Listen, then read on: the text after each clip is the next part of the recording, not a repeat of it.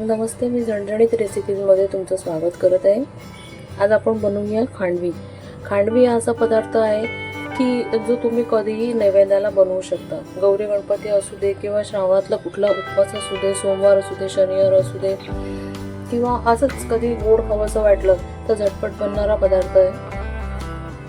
खांडवी हे तांदूळ वापरून पण करतो आणि गव्हाची लापशी जी असते ना तिला एकदा दोनदा मिक्सरवरती अजून थोडंसं बारीक करायचं आणि ते सुद्धा आपण घेऊ शकतो। तर आज आपण करतोय गव्हाचा रवा वापरून, पण हे रव्यापेक्षा थोडंसं जाडं टेक्स्चर आहे आणि त्याच्यामध्ये आपण टाकणार आहोत भोपळ्याचा किस। तर त्याचं साहित्य आपण बघून घेऊया। हा आहे गव्हाची लापशीपेक्षा थोडासा जाडसर रवा आहे, 1 वाटी। हा गुळ आहे, गुळ पण सेमच घ्यायचा आहे, 1 वाटीच घ्यायचा आहे। तो भोपळ्याचा किस केलेला आहे, भोपळ्यात थोडासा कमी घेतलेला आहे कारण का मग 2 वाटी पाणी येणार आहे ना, तर भोपळ्याचं सुद्धा पाणी वळतं, त्यानुसार थोडासा कमी घेतला, 1 वाटीला थोडासा कमी। आणि अर्धी वाटी बरोबर खोबरं आहे, 1 चिमटी मीठ आहे, 1 चिमटी आपली सुंठ पावडर आहे, 1 टीस्पून आहे, 1 टीस्पून सुंठ पावडर आहे, थोडीशी 1 टीस्पून पेक्षा थोडंसं कमी जायफळ आहे आणि 1 मोठा चमचा वेलची पावडर आहे आणि 3-4 अशा थोड्याशा कांड्या केशरच्या आहेत। केशर एवढं पण नाही टाकायचं आहे कारण कडवट होतं, आणि जायफळ पण थोडंसं कमी टाकलं तरी चालेल कारण त्याच्याने पण तेच होतं, कडवट होतं, कडवी टेस्ट नाही आली पाहिजे। तर मी ह्यातनं पण थोडंसं कमी करणार आहे। आणि काजूचे काप घेतले, तुम्हाला हवं असलं तर तुम्ही त्याच्यामध्ये इलायची, बदाम पण टाकू शकता, पिस्ता टाकू शकता। आता आपण ह्याला करायचं कसं आहे, तर हा 1 वाटी घेतलेला आहे रवा, त्यानुसारच आपण 3 वाटी पाणी घेणार आहे, पण 3 वाटीला थोडंसं कमी करणार आहे कारण आपण भोपळा घेतो, भोपळ्याचं सुद्धा पाणी वळणारच आहे। आणि हा रवा भाजायला आपण 1 टेबलस्पून, थोडंसं 1 टेबलस्पून पेक्षा जास्तीचं तूप घेणार आहे, तुपावर भाजून घ्यायचं आणि ह्याला 3 वाट्या पाणी घेणार आहे आपण, थोडंसं कमी, ते त्यानुसारच आपण मोजून घेऊया।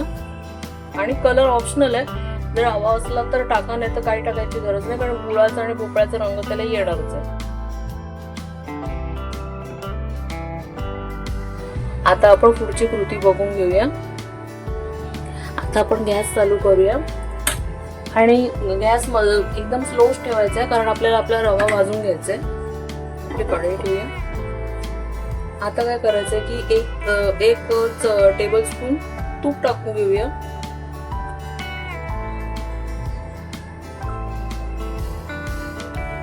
हे आपल्याला फक्त भाजायसाठीच घ्यायचं आहे, त्याच्याने आपले रवा भाजला गेला पाहिजे। आता तूप वितळले, त्याच्यामध्ये आपण आपला रवा टाकून घेऊया।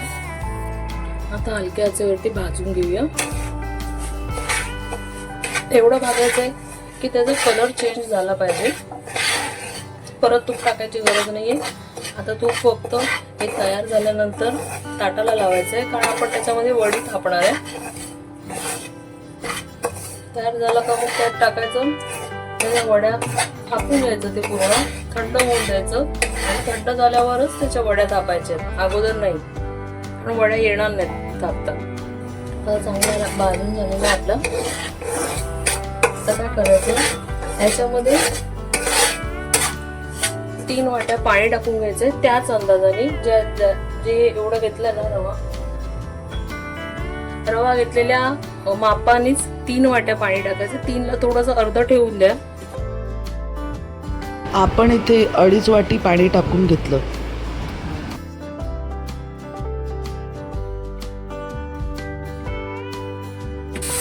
थोडंसं पाणी मी ठेवून दिले, नंतर टाकू जर गरज असली तर।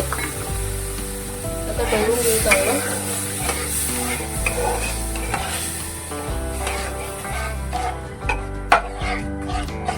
आता काय करायचंय, यातच आपल्याला आपला गूळ टाकून घ्यायचा आहे।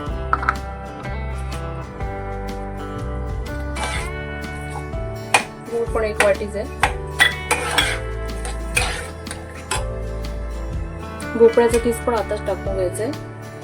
म्हणजे आपण एक एक करून सगळं साहित्य टाकून घेणार आहे.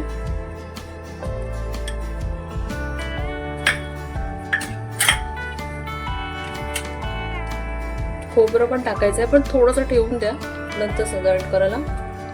थोडं ठेवलंय, एवढं ठेवून देते. आता यातच काजूचे काप, इलायची, सुंठ पावडर आणि जायफळ पावडर आणि मीठ हे आताच टाकून घ्या आणि केसर पण आताच टाकायचं.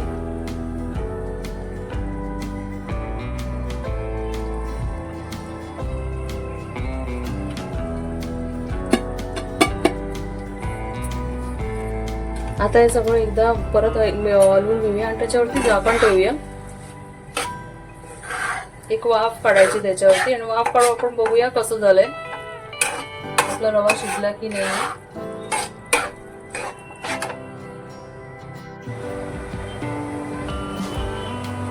आता आपलं बनवून तयार आहे. आपण आता हे एका प्लेटमध्ये सेट करायला ठेवूया. ही प्लेट आहे, हिला तयार म्हणजे तेल लावून घेतलंय चांगलं. आता त्याच्यावरती तेल लावल्यावरती खोबरं आहे ना थोडंसं मगाशी ठेवलेलं होतं ते आपण टाकून घेऊया आणि याच्यावरतीच आता वडी आपण थापून घेऊया. नंतर थंड झालेले आहे ते थोडंसं थंड अजून होईल ना त्याच्यानंतर सेट होईल पूर्ण आणि मग वड्या कापायला बरं पडेल. आपल्या ताटामध्ये थापून झालेलं आहे आणि वड्या पण पाडलेल्या आहेत. आता एक एक करून काढून ताटात सजवून घेऊया.